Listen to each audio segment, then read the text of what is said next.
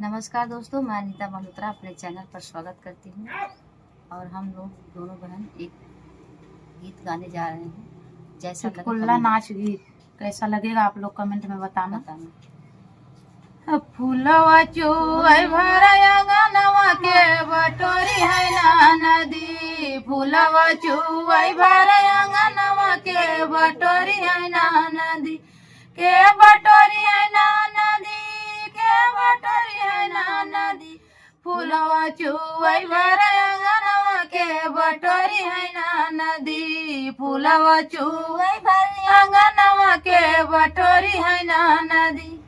अरे 4 महीना ननदी गरमी के दिनवा, 4 महीना नदी गरमी के दिनवा, अरे के डोलाई है ना नदी, के डोलाई है ना नदी, तोहरे भैया बिनु बेनियावा के डोलाई है ना नदी, तोहरे भैया बिनु बेनियावा के डोलाई है ना नदी।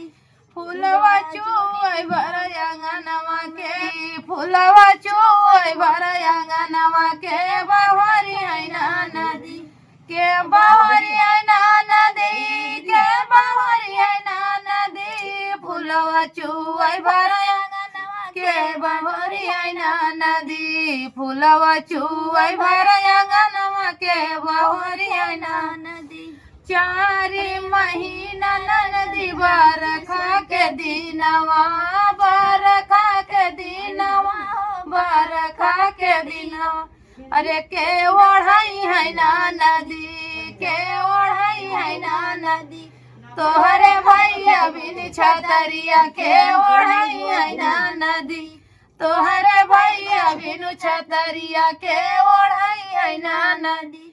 फूलवा चुए भरया गनवा के बटोरी है ना नदी, फूलवा चुए भरया गनवा के बटोरी है ना नदी, के बटोरी है ना नदी, के बटोरी है ना नदी, हो के बटोरी है ना नदी, फूलवा चुए भरया गनवा के बटोरी है ना नदी।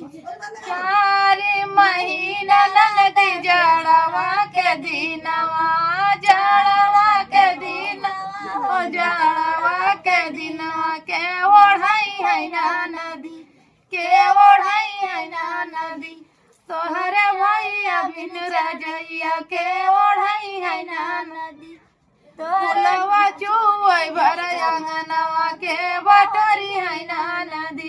कैसा लगे आप लोग कमेंट में जरूर बताएं।